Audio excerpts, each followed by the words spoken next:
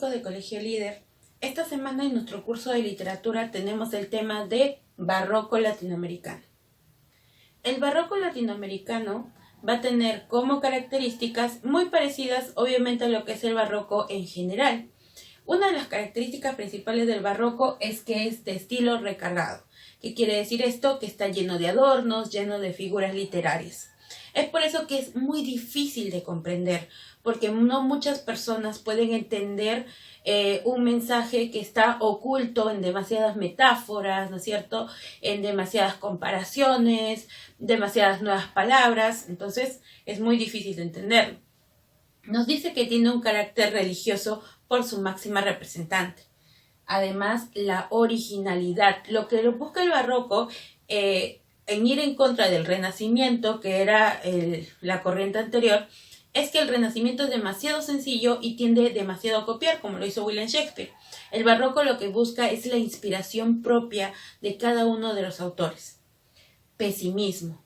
Ir en contra, pues, de lo que estaba pasando en América por la invasión de los españoles, los virreinatos, que lo único que hacían era trabajar para que otro venga y se lo lleve. Tenemos dos escuelas que van a influenciar muchísimo en Latinoamérica, que primero tenemos la escuela culterana, cuyo representante máximo y fundador es Luis de Góngora y Argote. Luis de Góngora y Argote le coloca culteranismo por el hecho de que es demasiado culto, ¿no es cierto?, es demasiado aristocrático, y vamos a tener aquí como representantes primero a Sor Juana Inés de la Cruz. Sor Juana Inés de la Cruz es conocida como la Fénix de México, ¿no es cierto?, la 10ª musa. Ella, su verdadero nombre es Juana de Asbaje. Lo que pasa es que ella quería acceder al conocimiento, ella quería acceder a la educación, pero en ese tiempo, bueno, aunque pertenezcas a una clase alta, ella pertenecía a una clase alta, era mujer. Entonces no podía acceder a una educación y la única salida que tenía era volverse monja. Al volverse monja, pues tenía una biblioteca entera para poder explorar, le enseñaban además a leer y escribir, entonces decidió volverse monja por ello mismo, pero no siguió las pautas que la iglesia de alguna manera imponía, ¿no?, sobre su iglesia. Muy bien, ella es poeta y también es dramaturga, que quiere decir que también se establece dentro del teatro. Versatilidad en sus temas, toca diferentes temas, que quiere decir no se encasilla solamente en hablar de amor o hablar de religión, no, sino que ella puede maxificar de alguna manera sus conocimientos. Hay obras importantes como viene a ser El Divino Narciso, que nos habla sobre el tema del amor. Bueno, obviamente el tema del amor es visto de una manera rara si lo va a recitar una monja. Y tenemos El Primer Sueño. Esta obra es muy importante porque tiene como protagonista una mujer, la cual duerme y su alma sale al mundo porque quiere conocerlo todo, pero en un momento tiene que despertar porque no podemos acceder a todo. Otro representante del culteranismo en el Perú ahora tenemos a Juan Espinosa Medrano, conocido como el Lunarejo, porque tenía un lunar bastante amplio que le cubría casi toda la cara. También conocido como el Doctor Sublime, el Demóstenes peruano. Nos dice que hay mucha complejidad formal dentro de sus poemas y uno de los más importantes es apologético en favor de Góngora. Apologético es defensa. Lo que pasa es que hay un escritor portugués que decía que no puedes considerar a Góngora un poeta porque es demasiado difícil de entenderlo. Entonces, lo que hace Espinosa Medrano es plantear una defensa de cómo él más bien es un innovador de la literatura. Luego tenemos la escuela conceptista, la cual pues tiene como fundador a Francisco de Quevedo, este poeta español. Tenemos también como representante en el Perú, tenemos a Juan del Valle y Caviedes. Es conocido como el poeta de la Ribera porque al final de sus días terminó en la pobreza extrema y fue a vivir como un mendigo a las orillas del río Rímac. Y bueno, ahí también hubo cierta inspiración y escribe varios de sus poemas. Y también fue llamado el azote de los médicos porque es a quienes criticó muchísimo por la pérdida de su esposa. Primer poeta satírico del Perú porque utiliza demasiado la ironía para criticar a los demás. Entre sus obras más importantes está El diente de Parnaso, ¿no? Muy parecido a la obra de Quevedo, que se llama El Parnaso español, El diente del Parnaso, donde encontramos una versatilidad de temas, principalmente criticando a los médicos y a otros servicios públicos. Entonces, estos vienen a ser los grandes representantes del barroco, que es muy complejo en Latinoamérica. El romanticismo hispanoamericano tiene como contexto primero la etapa de posindependencia. Ya se dieron las etapas de los libertadores, ¿no es cierto?, independizando los diferentes países que constituían el virreinato de España. Pues, una vez que se logró la independencia, los que subieron al poder van a ser los militares. Por eso hablamos de una época de caudillismo. Lamentablemente, cuando los caudillos llegaron al poder, habían dos opciones. Como sucedió en el Perú, había constante inestabilidad política debido a los constantes golpes de Estado, y en otros casos sucedía lo de la dictadura. Las vertientes que vamos a ver dentro del romanticismo hispanoamericano son muy parecidas a las vertientes que aparecieron en el romanticismo europeo. Una de las primeras vertientes es la social.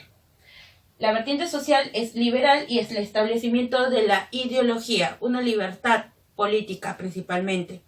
Esto se va a dar en los países que tienen como establecido la dictadura. Vamos a tener aquí al escritor argentino Esteban Echevarría, quien es considerado el iniciador del romanticismo en Hispanoamérica. Entonces, podemos decir que Argentina es el lugar donde se inicia el romanticismo aquí en América. Él inicia el romanticismo con su obra Elvira o la novia del Plata, pero además de ser el iniciador del romanticismo, en sus obras podemos encontrar que va a combinar el romanticismo en el aspecto social con cierto realismo simbólico. Y esto lo encontramos en su obra El Matadero. El Matadero es una novela simbólica en la cual compara, ¿no es cierto?, el matadero. ¿Qué es el matadero? Donde llevan a las vacas a matar, ¿no es cierto?, un camal. Lo compara con el gobierno del dictador Rosas en su país. Las vacas representan al pueblo que entran, ¿no es cierto?, asustadas y siguiendo sin saber qué es lo que le esperan al matadero. El carnicero es representado por Rosas, que sin piedad acaba con sus vidas. Muy bien. Luego tenemos la vertiente histórica, la cual tiene como temas los valores y los tipos nacionalistas, en el cual busca que una vez establecido este tema de la independencia, busca que, las personas empiecen a identificarse con su nación. Tenemos aquí como representante a otro argentino, que es José Hernández, que él funda la nacionalidad argentina, que va a ser el gaucho. ¿Qué es lo que pasa? Si hablamos de Perú, hablamos que la nacionalidad propia de nuestro país es el indio. Y algo parecido va a suceder en Argentina con el gaucho. El gaucho es aquel que tiene un dejo muy marcado, tiene la piel muy cobriza por estar trabajando en el sol. Lo único que le importa al gaucho es poder vivir en sus pampas tan amplias, con sus animales, sin nada que ver con lo demás. Pero lamentablemente la civilización avanza y avanza, quitándole territorio al gaucho. Y esto lo vamos a encontrar en su obra Martín Fierro. Aquí es donde vemos el tema del gaucho enfrentándose a esta civilización abrasadora que viene a quitarle lo que era suyo. Otro gran representante del romanticismo vamos a tener en la vertiente sentimental, que nos habla principalmente del amor y el paisaje, al gran escritor Jorge Isaacs. Jorge Isaacs es un gran poeta y novelista colombiano. Es considerado el iniciador de la novela latinoamericana. Además de eso, Jorge Isaacs es de ascendencia judía, es decir, su familia judía conversa al cristianismo, lo cual pone en evidencia en su gran novela María. Vamos a encontrar que es un gran retratista de la naturaleza también. La naturaleza es como si fuera un personaje dentro de su obra. María es su obra más galardonada, el cual lo lleva a prácticamente inmortalizarlo. María es una obra muy tierna en la cual nos cuenta la relación de amor entre María, que al inicio se llamaba Esther, el cual era un hombre judío. Su padre no podía criarla porque, su madre había fallecido de epilepsia y él no podía hacerse cargo de Esther. Es por eso que viaja al Valle del Cauca, deja allí a su hija con su familia y decide irse. La familia de bueno, sus familiares deciden cambiarle el nombre y le ponen el nombre de María para que sea más común y no tenga ningún problema. Entonces ahí ella se va a conocer con su primo Efraín. Efraín normalmente lo mandaban a la capital para que pueda estudiar, pero luego él en las vacaciones venía y se hicieron muy amigos hasta que iban creciendo y ese sentimiento de amistad fue transformándose. La familia tenía miedo de que María haya heredado la enfermedad de su madre y es por eso que decidieron mandar a Efraín a Inglaterra.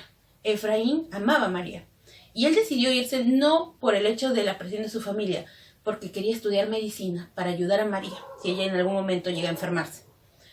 Efraín viaja, prometen escribirse constantemente, lo hacen al inicio, pero lamentablemente María ya no escribe. Efraín trata de saber por sus familiares, ellos le mienten hasta que le llega una carta de su hermana diciéndole la verdad. María estaba muriendo. Efraín vuelve inmediatamente, pero no puede hacer nada porque los barcos pues van a su ritmo. Llega, entra corriendo a su casa y lamentablemente María ya había muerto. Se desmaya, cuando se levanta, toma su caballo y va al sepulcro de María y la naturaleza llora con él. Le empieza a llover, las lluvias se convierten en las lágrimas de Efraín. Y allí en el sepulcro llorando la pérdida de su amada. Entonces, como vemos, diferentes vertientes van a darse en el romanticismo hispanoamericano.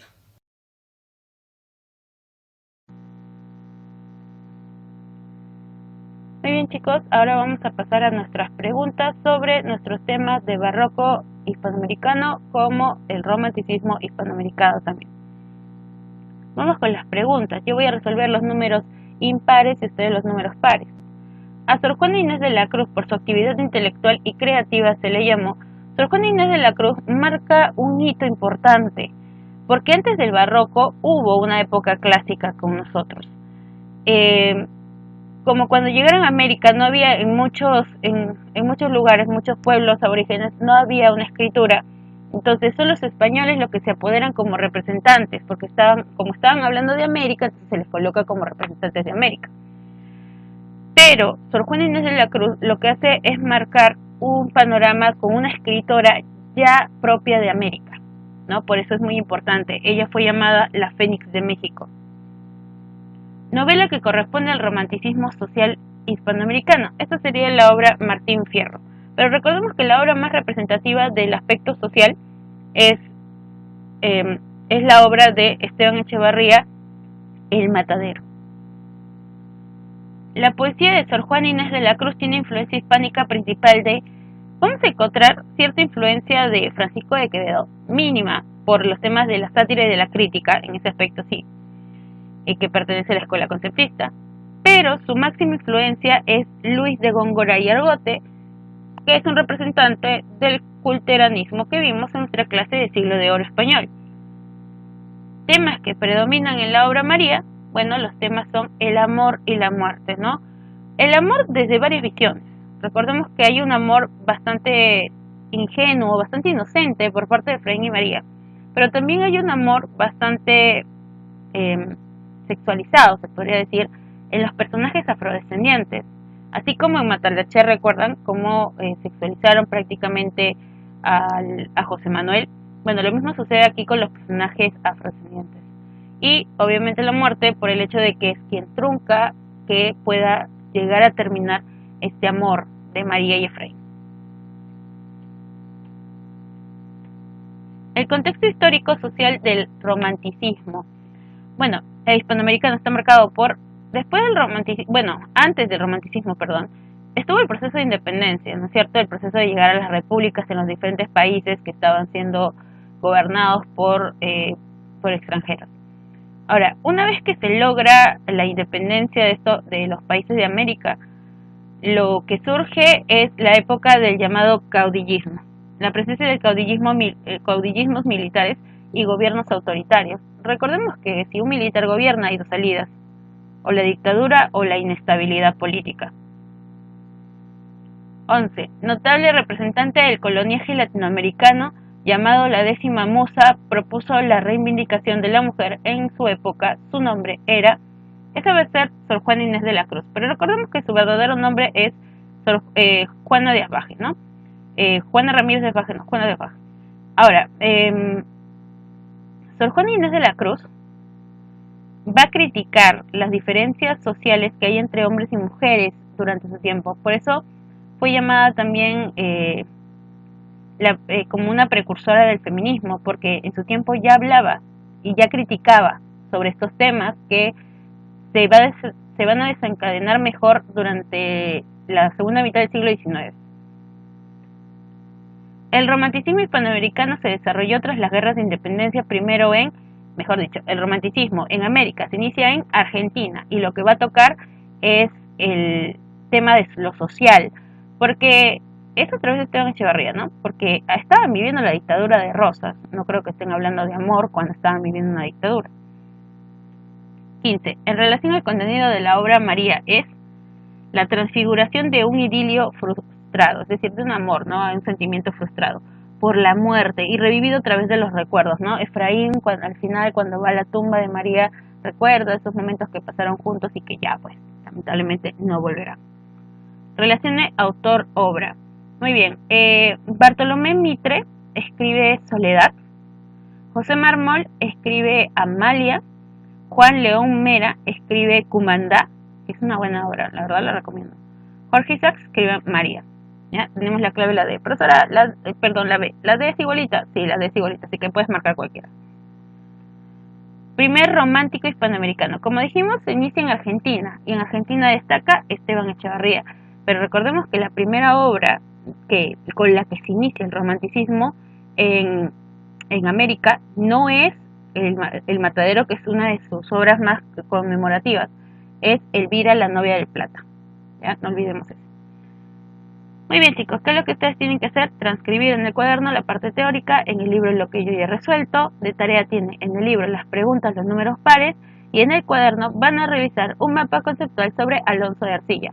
Alonso de Arcilla es un escritor español, un poeta épico, que va a representar el Renacimiento aquí en América. Como les dije, en la época clásico Renacimiento no había un autor propiamente americano, y él es uno de los grandes representantes de España que habla sobre América, y van a elaborar un resumen sobre la Araucana, que es una de su obra, mejor dicho, emblemática, que habla sobre la conquista de Chile.